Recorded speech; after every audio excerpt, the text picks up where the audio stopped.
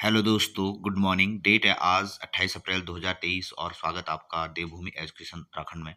Friends, शुरुआत करते हैं वीडियो की एक खूबसूरत मोटिवेशनल कोट के साथ। सफलता में समय का विशेष महत्व है। जिसने समय के महत्व को जान लिया उसके लिए कोई भी लक्ष्य बड़ा नहीं, ये चाणक्य नीति में कहा गया है।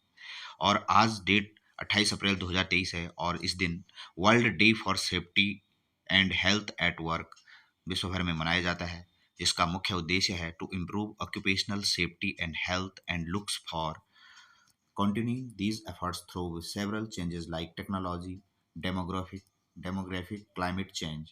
ये मुख्य उद्देश्य है world safety world day for safety and health at work. और ये इंटरनेशनल लेबर ऑर्गेनाइजेशन जो आईएलओ है इसके द्वारा ये सिंस 2003 से ये मनाया जाता है। विश्व लेबर ऑर्गेनाइजेशन वर्ल्ड अंतर्राष्ट्रीय श्रम संगठन द्वारा world day for safety and health प्रत्येक वर्ष मनाया जाता है 28 अप्रैल को। और इस वर्ष जो world day for safety and health at work की जो थीम है safe and healthy working environment, a safe and healthy working environment, इस वर्ष की जो थीम है वर्ल्ड डे फॉर सेफ्टी 28 अप्रैल को ये मनाया जाता है।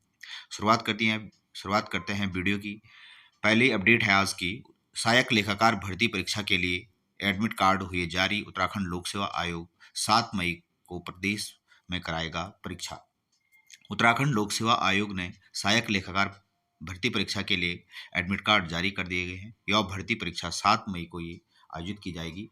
दूसरी ओर से आयोग ने संभागीय निरीक्षक प्रावधिक जो रीजनल इंस्पेक्टर है के पदों पर भर्ती को हुई परीक्षा की उत्तर कुंजी जारी कर दी है। कल इसकी आंसर की जारी कर दी गई उत्तराखंड लोक सेवा आयोग ने।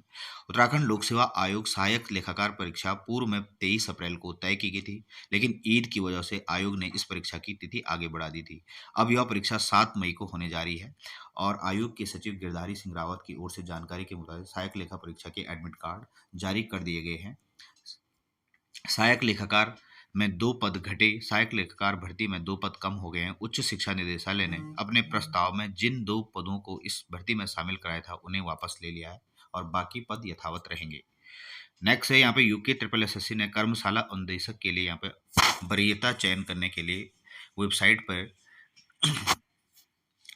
अभिलेख सत्यापन से पहले अभ्यर्थियों को अपनी वरीयता भरने का मौका दिया है। आयोग की वेबसाइट पर अपने रोल नंबर और जन्मतिथि से लॉगिन कर सकते हैं। तो ये थी अपडेट फ्रेंड्स। यहाँ पे देख सकते हैं उत्तराखंड लोक सेवा आयोग की ओर से विज्ञप्ति जारी की गई है। कल दिनांक 27 अप्रैल 2023 से आयोग ने अपनी वेबसाइट पर एडमिट कार्ड डाउनलोड के लिंक जारी कर दिए हैं। और सहायक लेखाकार की परीक्षा जो अब 7 मई को प्रस्तावित है, ये इसके एडमिट कार्ड जारी कर दिए हैं। नेक्स्ट जो इम्पोर्टेंट अपडेट है उत्तराखंड से, जोशीमठ के रम्माण देवरे में उमड़े लोग। जोशीमठ के सलूर डुंगरा गांव के भूम्याल देवता के प्रांगण में विश्व सांस्कृतिक धरोहर रम्माण देवर का आयोजन किया गया, जिसमें ढोल दमाऊं और मुखौटा नृत्य का अनूठा संगम देखने को इस बार भी दूर दराज से लोग आए। रुक रुक कर हो रही बारिश के बाद भी भारी संख्या में यहाँ पे दर्शक आए। यद्यपि रामायण देवरे की शुरुआत 14 अप्रैल बैसाखी को हो गई थी, जिसका समापन गुरुवार को होगा। और गुरुवार को 9 बजे पूजा अनुष्ठान के साथ भूम्याल के निशान को प्रांगण में नचाया जाएगा, जिसके बाद राम लक्ष्मण सीता हनुमान के पात्रों द्वारा नृत्य शैली में राम कथा की प्रस्तुति की जाएगी। पूरा नृत्य नाटिकाओं विविध तालों में आयोजित किया जाता है।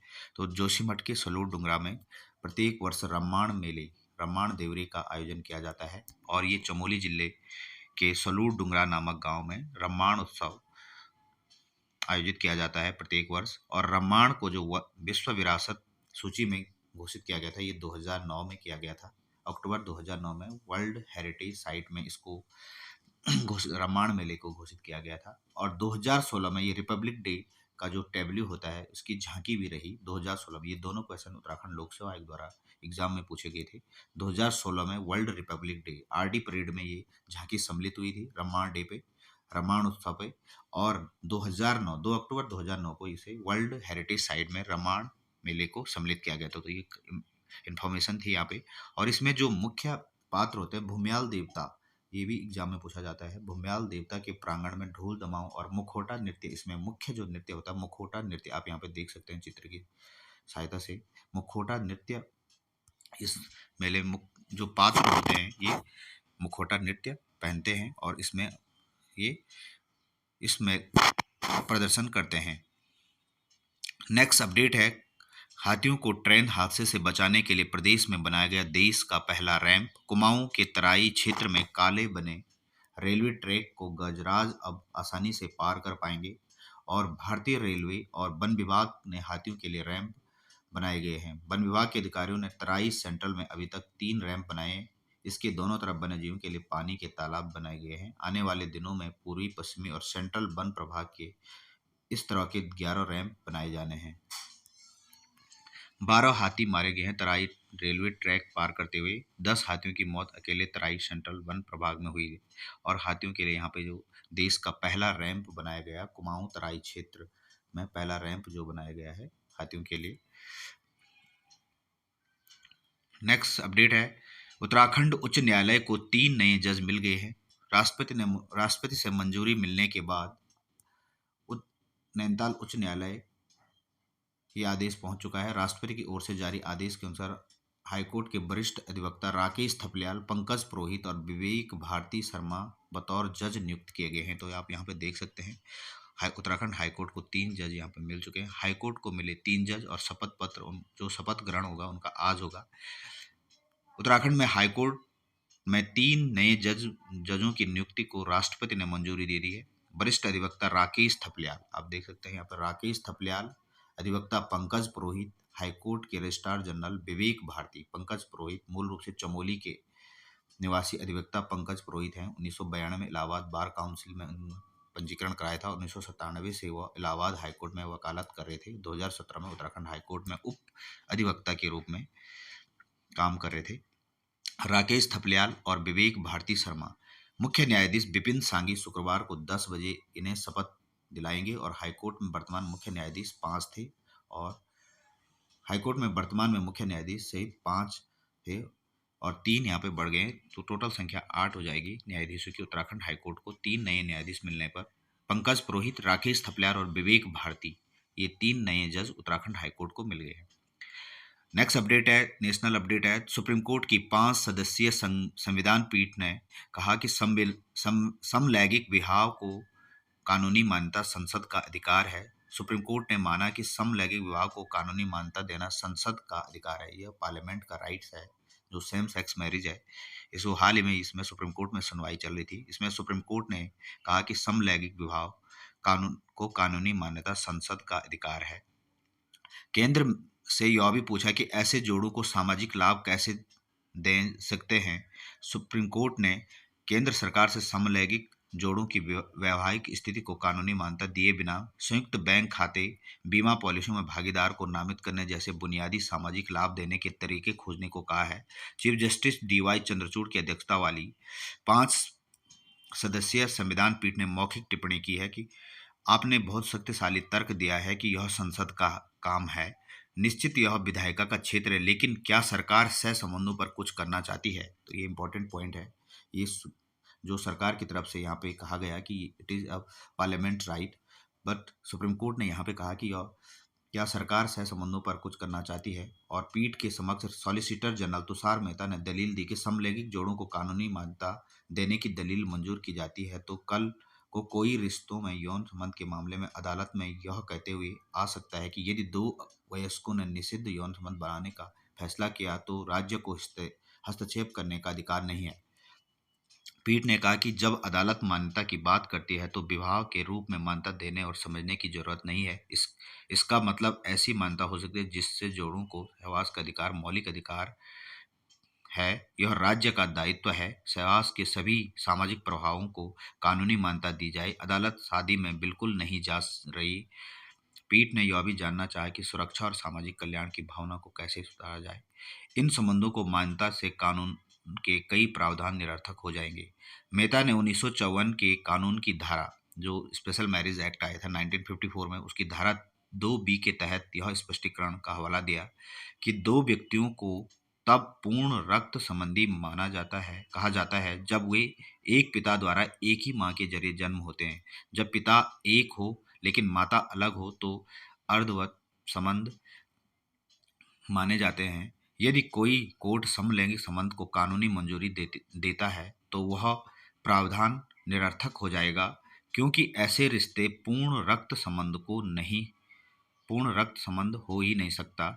यदि कृत्रिम तरीके से बच्चा पैदा किया जाए तब भी यह पूर्ण रक्त संबंधी नहीं होता है। इसलिए कानून में पुरुष और महिला शब्दों को बदल देने पर देश भर में सारे प्रावधान काम के नहीं रहेंगे, जबकि पूर्ण रक्त संबंध जैसे प्रावधान विरासत के मामले पर असर असर करेंगे। तो फ्रेंड्स, ये था जो सुप्रीम कोर्ट में हाल ही में सेम सेक्स मैरिज पे सुनवाई चल रही थी।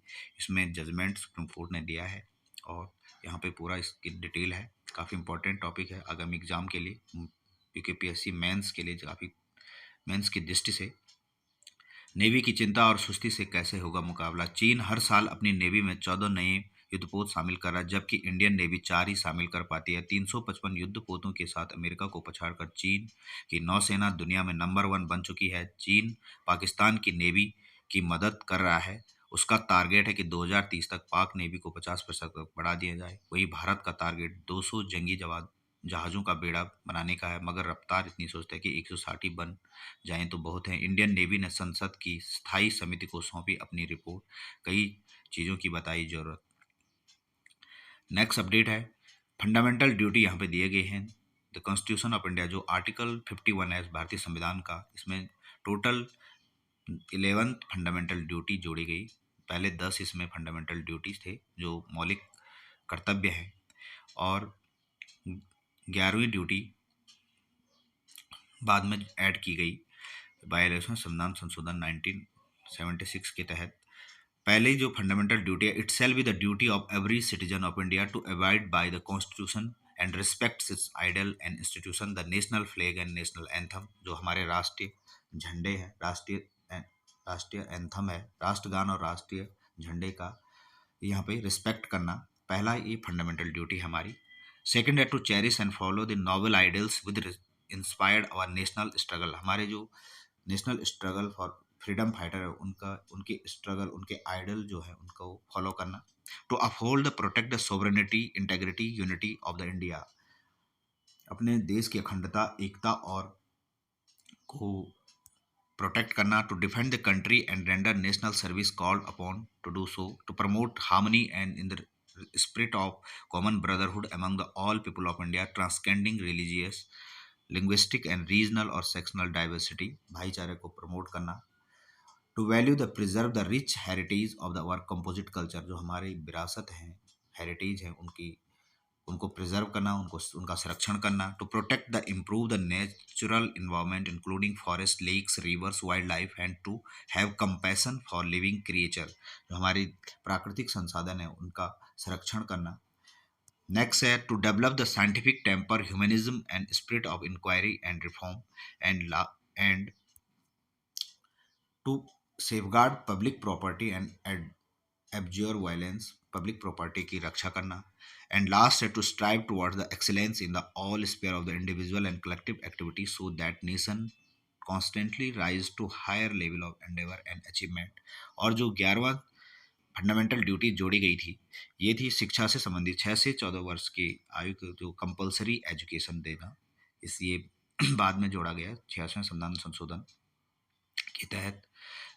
और आज एक टॉपिक है फ्रेंड्स, गवर्नमेंट बिल और प्राइवेट मेंबर बिल्स।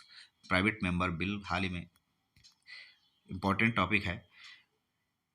जो गवर्नमेंट बिल होता है यह इंट्रोड्यूस किया जाता है सरकार की तरफ से, और जो प्राइवेट मेंबर बिल इंट्रोड्यूस होता है ये नॉन मिनिस्टर, जो मिनिस्टर नहीं है, minister other minister introduce by non minister, जो इसके द्वारा प्राइवेट मेंबर बिल इंट्रोड्यूस किया जाता है। Both types of bill can be introduce in either house, किसी भी हाउस में ये इंट्रोड्यूस किए जाते हैं और दोनों हाउस को इसको पास करना पड़ता है। Must be passed by both houses private member bill. यहाँ पे प्राइवेट मेंबर बिल की जो हिस्ट्री है उसके बारे में बात करेंगे, कौन कौन से प्राइवेट मेंबर बिल अभी तक आए और जो संसद में पास हुए हैं। पहला जो प्राइवेट मेंबर बिल था द मुस्लिम वक्फ बोर्ड 1952 का बिल था। ये 1954 में इसको एसेंट मिली थी, ये पास हो गया था। सैयद मोहम्मद अहमद कासिम द्वारा, ये एमपी थे, इनके द्वारा लाया गया था लोकसभा में और ये पास भी हो गया। तो यहाँ पर देख सकते हैं आप टोटल 14 प्राइवेट मेंबर बिल अभी तक पास हो चुके हैं इंडियन की हिस्ट्री में। 14 की लिस्ट यहाँ पे दी गई है। सेकंड है Indian registration bill 1955, the parliamentary proceeding bill 1956, the code of criminal procedure CrPC का जो था 1953, ये बिल पास हो चुके हैं। प्राइवेट मेंबर द्वारा उठाए गए बिल थे ये, और इनको संसद द्वारा पास किया गया था। अब यहाँ पे बात करते हैं पब्लिक बिल और प्राइवेट बिल में क्या अंतर है, क्या डिफरेंस है। ये क्वेश्चन एग्जाम में काफी बार पूछा जाता है मेंस की दृष्टि से। It is introduce in the parliament by minister. जो प्राइवेट मेंबर बिल किसी मिनिस्टर द्वारा इंट्रोड्यूस किया जाता है पार्लियामेंट में, लेकिन प्राइवेट मेंबर बिल ये मिनिस्टर अदर देन मिनिस्टर, जो मिनिस्टर नहीं है, नॉन मिनिस्टर द्वारा ये इंट्रोड्यूस किया जाता है। Public bill reflect the policy of government की जो रूलिंग पार्टी होती है उसकी पॉलिसी को रिफ्लेक्ट करता है, और जो private member bill reflect the stand of opposition party, जो अपोजिशन पार्टी हो उस किसी पब्लिक मैटर पे ये उसके स्टैंड को रिफ्लेक्ट करता है। थर्ड है the greater chance to approve by parliament. Public bill के पास होने की पॉसिबिलिटी ज़्यादा होती है, और जो प्राइवेट मेंबर बिल होते हैं इसकी पॉसिबिलिटी कम होती है। जो इम्पोर्टेंट यहाँ पे बिल के बारे में है, पब्लिक बिल के, it's introduction in the house require 7 day notice. 7 दिन का नोटिस देना होता है किसी पब्लिक बिल को पास करने के लिए, जबकि प्राइवेट मेंबर बिल के केस में यह 1 मंथ का नोटिस पहले देना पड़ता है। और इसमें एक इंटरेस्टिंग फैक्ट है, जो public private member bill introduce होता है 1 महीने के नोटिस देने के बाद, ओनली फ्राइडे को ये इंट्रोड्यूस किया जाता है। 1 महीने के नोटिस देने के बाद फ्राइडे को इसकी डेट सेट है, फ्राइडे को इंट्रोड्यूस होता है। Department in consultation with the law department, responsibility of member concern. यहाँ पे देख सकते हैं आप, ये डिफरेंस हमने देखा पब्लिक बिल और प्राइवेट मेंबर बिल में। Private member bill, the first such bill be pass by Muslim Waqf bill in 1954, the last was Indian penal code 1960। जो लास्ट पब्लिक प्राइवेट मेंबर बिल था आईपीसी में जो अमेंडमेंट हुआ था 1969 में, ये आया था। In the last session of parliament Rajya Sabha pass the right of transgender person bill move by DMK MP Tiruchi Siva. It sought equal rights with dignity for transgender के लिए इक्वलिटी देने के लिए ये आया था। अभी तक यहाँ पे लोकसभा जो 13वीं 14वीं और 15वीं लोकसभा में कितने प्राइवेट मेंबर बिल आए थे, लेकिन कोई भी अभी तक पास नहीं हुआ। 13वीं लोकसभा में 243 private member bill were introduce, of which 17 discuss हुई। 328 2014वीं लोकसभा में हुए थे, और 15वीं लोकसभा में 372 बिल इंट्रोड्यूस हुए, लेकिन 11वीं डिस्कस हुई, लेकिन कोई भी बिल अभी प्राइवेट मेंबर बिल पास नहीं हुआ। Only 14 private member bill were pass by parliament.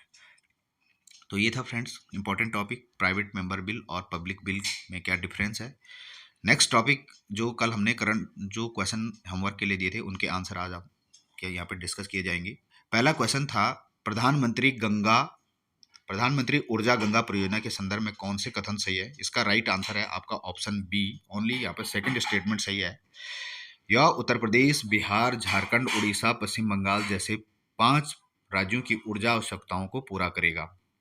इसका एक्सप्लेनेशन देख सकते हैं। Prime minister praise the completion of Bihar portion of the Barauni Guwahati pipeline under the प्रधानमंत्री ऊर्जा गंगा प्रोजेक्ट।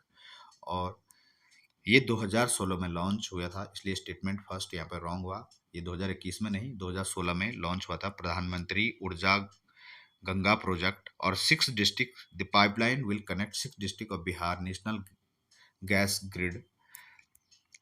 तो इसका राइट आंसर ऑप्शन बी हो जाएगा। नेक्स्ट क्वेश्चन है, ई ग्राम स्वराज मंच के संदर्भ में कौन से कथन सही है, इन पर विचार कीजिए। पहला है, ई ग्राम स्वराज प्लेटफॉर्म में 2012 में राष्ट्रीय पंचायती राज दिवस लॉन्च किया गया था। इस योजना से लेकर ऑनलाइन भुगतान तक पंचायतों के दिन प्रतिदिन के काम काज के एकल खिड़की समाधान के रूप में संचालित करने के लिए डिजाइन किया गया था। तो इसका राइट आंसर आप यहाँ पे ऑप्शन बी है। ओनली सेकंड स्टेटमेंट यहाँ पे राइट है। The e Gram prime minister will inaugurate the integrated e Gram Swaraj EGM portal on national Panchayati Raj. ये 24 अप्रैल 2023 को ये लॉन्च होगा। ई ग्राम स्वराज ये 2012 में नहीं हुआ था लॉन्च, ये 2023 24 अप्रैल को लॉन्च हुआ था। ई ग्राम स्वराज प्रधानमंत्री मोदी जी द्वारा ये किया गया था। Objective of integration, the objective of E-Gram Swaraj GM integration is the enable panchayat to procure the goods and services through GM leveraging the E-Gram Swaraj platform। Option 20 का राइट आंसर हो जाएगा। ओनली सेकंड स्टेटमेंट यहाँ पे right है। Next question था logistic performance index रसद प्रदर्शन सूचकांक किस ऑर्गेनाइजेशन द्वारा ये जारी किया जाता है? तो ये इसका राइट आंसर है वर्ल्ड बैंक द्वारा ये जारी किया जाता है। हाल ही में ये रिपोर्ट अभी लॉन्च की भारत की, इसमें जो 38 रैंक आई है। The logistic performance index release by world bank, और ये टोटल इसमें 139 कंट्री हैं और भारत की जो रैंक आई इसमें 38 रैंक आई है, जो पिछले 6 प्लेसेस ज़्यादा है पिछली रैंकिंग के मुकाबले। और दूसरा लास्ट क्वेश्चन है हाल में सुर्खियों में रहा ताल वन्य जीव अभ्यारण्य किस देश में? तो फ्रेंड्स ये अरुणाचल प्रदेश में था। रिसेंटली रिसर्चर फ्रॉम तितली trust national centre for biological science and other have discover a new moth from the Tal wild life century in Arunachal Pradesh.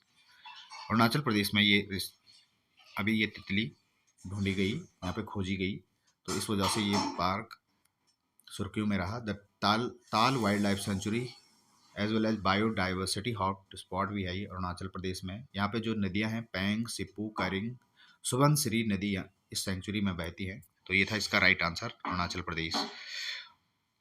Next question था 100 जिलों में 100 फूड स्ट्रीट पहल के संदर्भ में कौन से कथन यहाँ पर सही है? इसका राइट आंसर है कोई भी कथन यहाँ पर सही नहीं है। ऑप्शन डी इसका राइट आंसर हो जाएगा। जो 100 food street in 100 district initiative union ministry of health and family welfare collaboration with the ministry of housing urban affair द्वारा ये स्कीम चलाई गई थी to develop 100 food street in 100 district. देश के 100 जिलों में 100 फूड स्ट्रीट डेवलप करना इसका मुख्य उद्देश्य है। और this project aim to increase the safe and healthy food practices among the food business. Safe और हेल्दी फूड प्रोवाइड कराना इस योजना का मुख्य लक्ष्य है। तो इसका राइट आंसर है ऑप्शन डी, यहाँ पे सही हो जाएगा। आज का जो क्वेश्चन है यहाँ पे एक सुमेलित करना है आपको नाभिकीय संयंत्र और उनकी लोकेशन दी गई है। कलपक्कम, नरोरा, तारापुर, कक्कड़पारा, इनकी लोकेशन आपको बतानी है कमेंट में। और जो यहाँ पे स्कीम दी गई है आपको बताना है कौन सी स्कीम किस मिनिस्ट्री के अंतर्गत आती है। स्माइल स्कीम, सेहत स्कीम, स्वनिधि स्कीम और सार्थक स्कीम। नेक्स्ट लास्ट क्वेश्चन है आज का होमवर्क, क्रोनोलॉजिकल ऑर्डर बताना आपका। यहाँ पे एक्ट दिए गए हैं, the indecent representation of women provision act, right of person disability act, POCSO act and medical termination of pregnancy act. यहाँ पे आपको इनका क्रोनोलॉजिकल ऑर्डर लगाना है। तो ये थे आज के homework question. Thanks for watching video. जो चैनल पे नए हैं चैनल को सब्सक्राइब कीजिएगा। Thanks, goodbye, take care.